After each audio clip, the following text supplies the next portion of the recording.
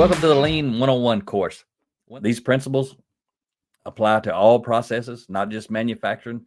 If you know my story, you know my background is manufacturing. From 1988 to 2008, I worked in multi-billion-dollar global manufacturing organizations, and I resigned as a lean manufacturing manager, where I led my team of 200 people in our plant in just 3 years, from minus 3% gross profit margin to plus 35% gross profit margin. So, and then I started my own lean consulting business and was very successful in that. Did that from 2008 to 2012. Basically, I was booked solid every week. I logged over 11,000 hours leading cross-functional Kaizen teams through lean manufacturing, process improvement, continuous improvement operations. Tons and tons of teams, hundreds of leaders, thousands of individuals, hundreds of processes improved. But how did I do it? And what I want to do with you here, I want to share with you about this lean transformation in the facility that I was leading. This basically, what does a lean transformation look like? So here's amazing results of an actual 3-year lean transformation. We went from a traditional batch and queue to lean single piece flow in a manufacturing assembly plant with 200 plus employees. And I led this in a plant I worked in, this transformation in Alabama. And I had never led a transformation like this. I was reading all types of lean books. I was learning, I was training myself. And then I would read and learn, go out, learn to apply. Because really when I was reading, I was learning about it. I didn't learn how to actually do it until I learned to implement it and how to apply it. And I'm going to show you the plant layout here in a minute. But basically during this 3-year period, you see these bullet results right here. It's crazy. We did over 50 Kaizen events. The point of this is not to teach you everything about lean. You're not going to learn it in a course. You're not going to learn it in a week. You're not going to learn it in a few months. It takes a long time. There's a lot of content. So just giving you the highlights. My intent here is to provoke thought relative to process improvement and to raise your awareness relative to the principles of lean. And I basically want to introduce it to you because I know there's a lot of people out there in a lot of industries never even heard of lean, never thought about lean. If they have, they think it won't work there. This is what I tell you, it'll work everywhere. Everywhere you work, everywhere you live, everywhere there's a process, lean principles will make that process more efficient. If you take a look at this slide here, this one's pretty cool. This goes way back. You see me over in the back right corner here, and this is one of my teams. You see that magnetic whiteboard? I'll talk to you more about that, how you use that. But there's a quote down here at the bottom says, if you don't know where you want yourself, your team, or your organization to be in 5 years, you're already there. So think about that. If you ain't planning for the future, for yourself, your team, your organization, where you're going to be in 5 years relative to where you are today, you're probably already there. It means nothing's going to change. It means you're not focused intentionally on improving and getting better. So let's talk about some common pitfalls to implementing and sustaining lean as we get started here. Number one thing, leadership is not committed. That when I say leadership's not committed, what I mean is these 4 obstacles I'm going to share with you right here. The greatest obstacle is the top leader. If they don't want to do this, they're not going to do it. If the top leader doesn't want to implement lean, they don't have to. If you want to implement lean and they don't want you to, you're not going to get to.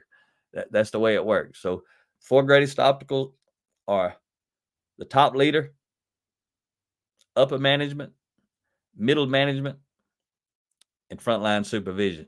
If you noticed, I didn't say the frontline workforce. They're not an obstacle. They're wishing and hoping your organization would make their jobs better, make their work easier, eliminate frustrations from the process, that sort of stuff.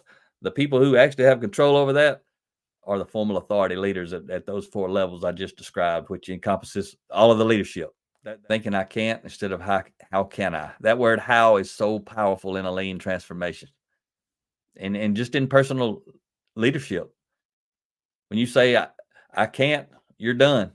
When you say how can I, you're just getting started.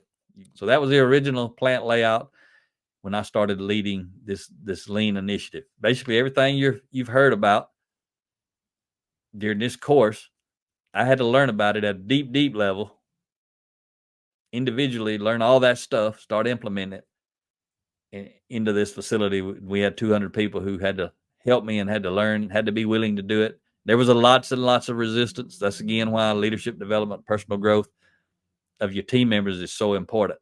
You got to help them learn how to lead themselves well, be more open to change, become comfortable being uncomfortable. Started in 2005. This is February 28th, 2006. I'm going to just switch back and forth so you can kind of see it right here without having to rewind. That's what it looked like before. This is after. Those are tube bending machines up there at the top where these two boxes are. Look at that date again. February 28th, 2006. April 12th, 2007. A lot happened, didn't it? Look at that right there. That's basically 14 months. I'm going to back it up real quick to the original state. That's original state. That's 14 months later. Look at the cells. Look at the equipment, how they're laid out. Look over on the right side at the top. Added 4 new departments in the space that was freed up. Freed up a lot of space. Brought in these 4 new departments. Up on the left, you see standard work events in all departments. What you don't see right here is all the 5S that went into this. The 5S happened before we really started. Like I said, we started in 2005. So now 4/12/2007, this is where we were. 1/31/2008. So basically 10, 11 months, 10, 9, 10 months, somewhere in there. Completely changed. I told you, look over the paint booth area. I told you we freed up the space where they used to unload. We used that to put up some more racks. And because we kept improving, we didn't have as much finished goods.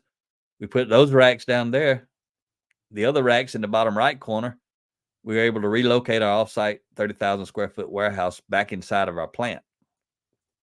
So now we eliminated all the waste that was related to having the offsite warehouse and the cost. All that's gone. The time, the lead time, the travel, the back and forth, all that stuff eliminated.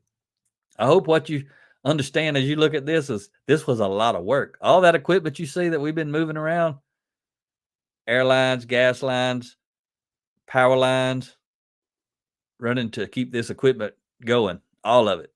Air, water, gas, electric. We're moving that stuff all the time. We had a busy maintenance team.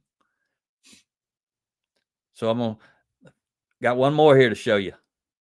So we're going from January 31st, same year, 2008, to May 30th. 4 more months. So look in the center. You see that big white spot. An additional 10,000 square feet was made available for future business. We did additional standard work event to locate 3 departments where 2 previously were located. So I want you to see that red box right there. It's got 3 departments. You can kind of see 1, 2, 3. You got the black line, vertical line kind of separating them on this layout. I'm going to back up. What you'll see is one of those departments was right in the center. You check that out. So there's 1 in the center and 2 on the bottom. And we had made huge improvements there, but like I told you, we were continuously improvement. So we decided, hey, we think we can do 1 big event to make these 3 fit down there in that bottom part where 2 are. So instead of saying, can we said, how can we? And then we did. That's pretty powerful transformation right there. Then having a continuous improvement philosophy. You don't improve a process and you're done with it. You improve a process and then you start over with it. If you got a big enough organization, you may have to go to one department and then another department, then another department. Once you've kind of gone through all the departments, you start back over and go through them all again. That's why it's called continuous improvement. I've seen so many people get frustrated when we go in and do a lean event in an area. And then 6 months later, we're back doing a lean event in that area again. And they're like, why didn't we do all this the first time? Well, we didn't have time. We did as much as we could the first time, knowing that we're going to be back later. And then we're going to be back again for growth, because I realized throughout all of my 11,000 hours leading these teams that what was missing within all the organizations was leadership development. the people were hungry, but they were being managed to death. They were being starved to death. They were hungry for growth and development. And they weren't not getting it. And there were bad relationships between the frontline folks and the leadership team. So the buy-in was not there. Sustaining the gain was not there relative to the leadership team. I could build trust. They would follow me. I could have a highly successful lean event, and I did every week. The people were bought into me. They were bought into each other, but they were not bought into their leaders most of the time because their leaders were not leading, they were managing. What happens? You start doing this and your competition doesn't do this. And also you start doing leadership development and your competition's not doing leadership development. Those two things will separate you at a level you can't even comprehend right now if you're not doing it. And you may say, well, nobody's doing it. That's the reason that nobody is doing it, because nobody's done it yet. As soon as somebody in your industry, in your area starts doing it, everyone else is going to have to get better or they're going to go out of business.